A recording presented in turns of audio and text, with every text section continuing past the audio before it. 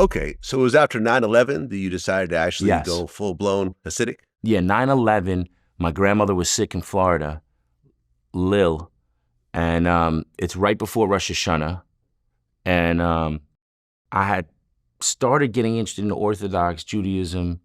I went one day, I told my cousin to drop me off at the Orthodox shul in White Plains instead of like the shul that I grew up at, because I wanted to go on Friday night. I got there, young Israel, there were 3 brothers that came in late. These guys were like a mess.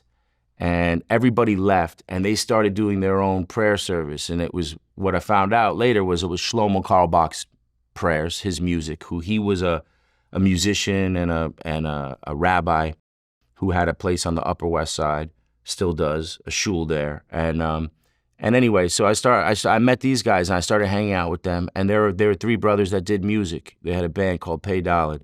And I would go around with them to like different like little events that were like Orthodox events, and I would rap and play percussion, and sing harmonies like in their band.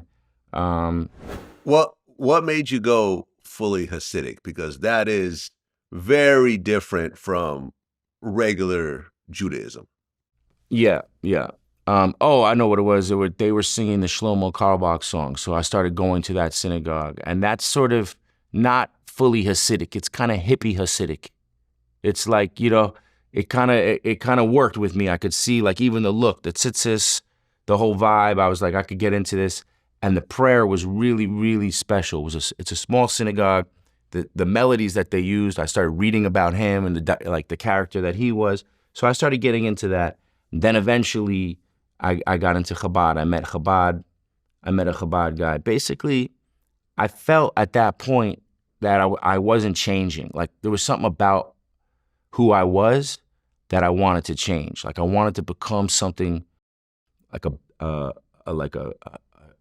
crazy version of myself that would be Matisyahu, basically, Not just on the outside Hasidic, but someone who's really connected with God, who's really on this spiritual, quest, and really became important to me. And I started to feel this deep connection to it in a lot of ways. One of them, because I loved reggae music so much and I was so connected to reggae, so I started to take apart all the lyrics, and you see it's all Old Testament. It's all from the Torah. And so that helped me like connect with the Jewish thing, because I'm like, it gave me a perspective on it that I hadn't had before. And coming at it from the music side as a Jew, it made sense to me, and so that was kind of like the initial stages of it all.